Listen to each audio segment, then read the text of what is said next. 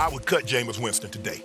I would not want him on my team. That's loser's mentality. It's not about regrets. It's not about anything else. How do you feel about it? Tell me how you feel about it. I understand that. It just made you think to yourself, like, maybe that's why this guy's a loser. Maybe that's why this guy flamed out in Tampa. Jameis Winston has a loser's mentality. That's why they didn't win in Tampa. That's why Tom Brady came there, took the same team, and went to the Super Bowl. Look at what Baker Mayfield did with basically the same team. Got him in the playoffs, something that Jameis Winston couldn't do. Why don't you feel good about it? Ladies and gentlemen, Saints quarterback Jameis Winston officially ended his career in the final game of the Saints regular season. He caused two coaches to fight, and he himself fought with the reporter after the game. I mean, we don't regret. Do we regret for scoring 41 points on them? Do you think we regret that? The Saints are also planning on making some harsh decisions this offseason.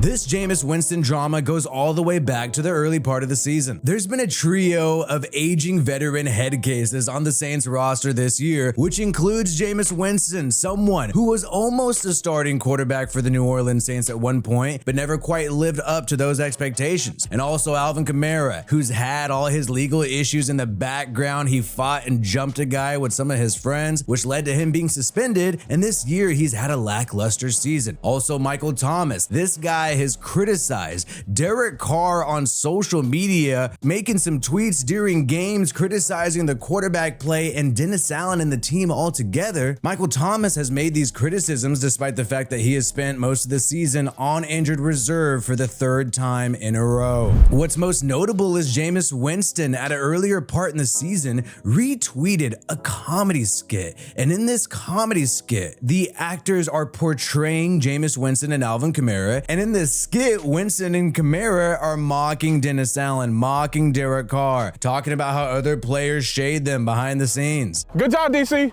And see, he don't even know. He don't even know that they be talking shit about him behind his back. Cool when he do it. It's a problem when I do it. That's what I say.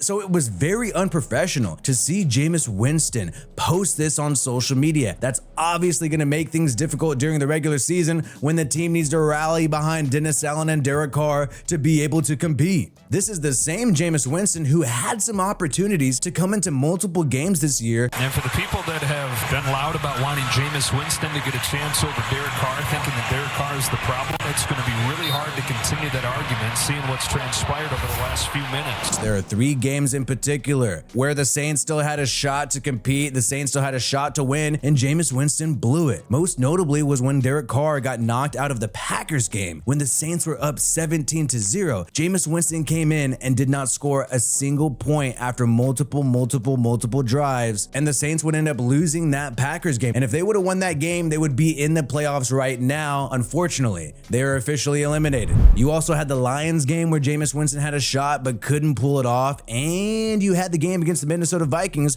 where Jameis Winston created a spark, but then unfortunately was classic Jameis Winston and threw multiple interceptions. So we have this trio who have made odd comments throughout the season, criticizing the regime, criticizing the coach, criticizing the quarterback. Getting Derek back, what does that do for you guys, knowing that he's good to go for this coming game?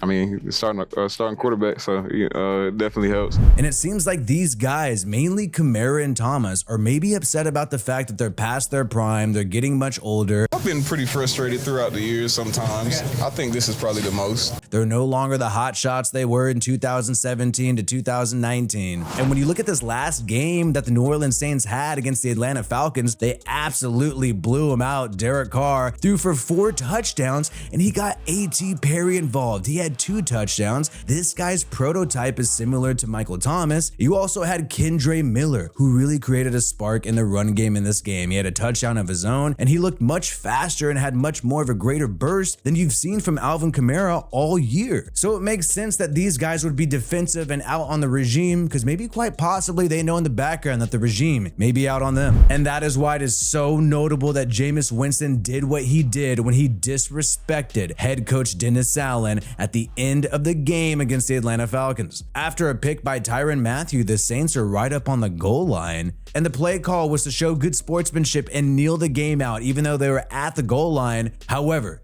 Jameis Winston went against the coach's wishes, and it was also a collection of offensive linemen who agreed, and they handed the ball off to Jamal Williams, allowing him to get a touchdown. There's been some rumors that maybe this was a contract incentive. You heard Falcons defensive tackle Calais Campbell talk about this after the game and what he saw from his perspective. I guess he has some kind of incentive, some money incentive, which I kind of understand in those situations. I wish they would have just lined up in a running formation and run the ball. I think it was called victory, and then Jameis changed it. But you had other Falcons players who were pissed, calling this soft as hell. I think that was soft as hell, honestly.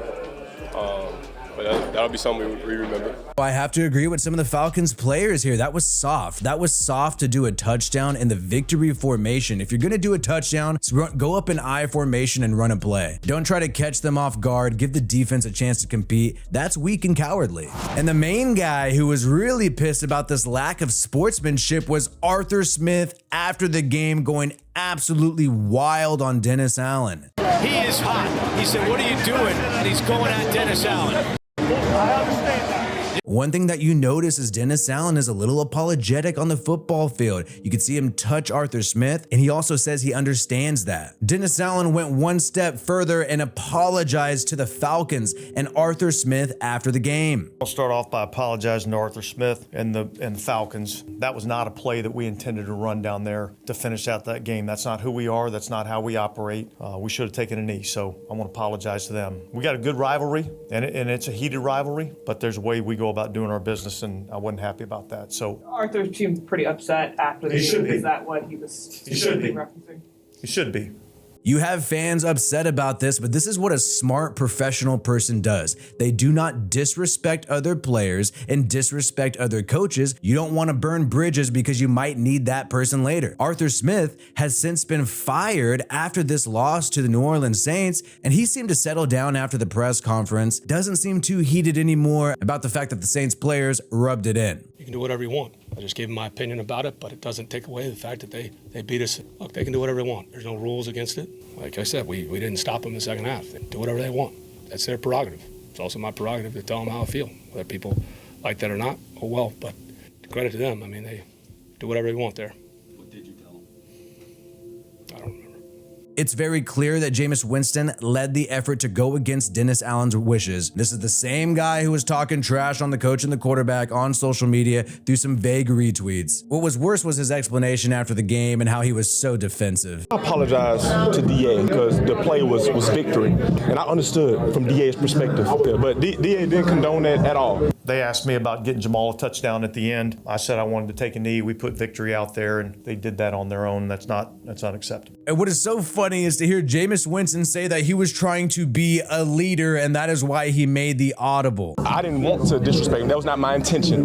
My intention was to lead the team that I've been with the entire year. I'm sorry, Jameis Winston. You have not led shit this year. You've been on the bench the entire year, and you're literally trying to take responsibility for the Saints whooping the Falcons' ass. I'm sorry. Derek Carr threw those 4 touchdowns, not you. And the few times you did go in this year, you effed it up. Decided on the sideline after the pick, or did you wait till you got out there to do it? We decided on the field as a team. One key moment is when Jameis Winston started getting into it with a reporter. Do you think we regret that? You have to play these guys twice a year. That's all I'm saying. We already played them twice. No, but I'm talking about the future. How do you feel about it? Tell me how you feel about it. Dennis Allen, we know, is going to be back with the New Orleans Saints next year as their head coach. It is his expectation that he returns. That is my expectation as well. Jameis Winston, however, we don't know if he's even going to be on an NFL team anymore after this disaster, so he doesn't care about burning the bridge with the Falcons organization because he's probably not going to have to deal with any of the blowback because he's likely going to be unemployed next year. Not good. Why don't you feel good about it? Because you got to play these guys twice a year.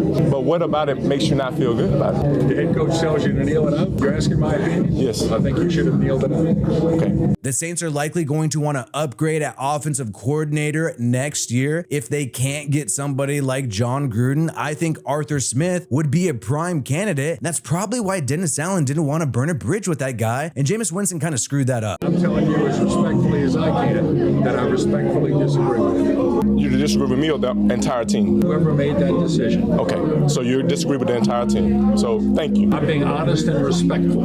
And that's what I'm attempting to do too. And that's what I am doing. So take a look at it. Jameis Winston's 30 years old. He failed as a starter. He's a first-round bust. He's been salty and critical of the coach, disrespectful to the starting quarterback on social media, and now he's defied orders by the head coach at the end of the game. And also, when he has had chances to come in the game and close it out, even with a 3-possession lead against the Green Bay Packers, he failed to do so. So at 30 years old, gonna be 31 years old next year, tell me what team in the NFL would want this guy as not only their number 2 quarterback, but even their number 3 quarterback. He is a head case and a cancer to a team and spreads like a virus. We've also seen Michael Thomas spread negative energy while also not contributing to the team this year, and also Alvin Kamara. And I think the time is up for these 3 on the New Orleans Saints, and that might rub some Saints fans the wrong way who've loved these guys for so many years, but it just seems like they no longer want to be part of the solution of the Derek Carr and Dennis Allen regime, and they just want to cause problems. There are some players on social media who are defending Jameis Winston. You have offensive linemen defending him like Cesar Ruiz. You have the tight end, Juwan Johnson, who's also sticking up for him, saying he's a good guy. And even Jonathan Abram, the former Raider, sticking up for Jameis Winston, saying he's a good person along with Cam Jordan. I think these players stick with other players. Derek Carr talked about the fact that sometimes players want to do something and there's nothing that the coaches can do about it. In this league, ain't nothing a coach can do, no matter who it is.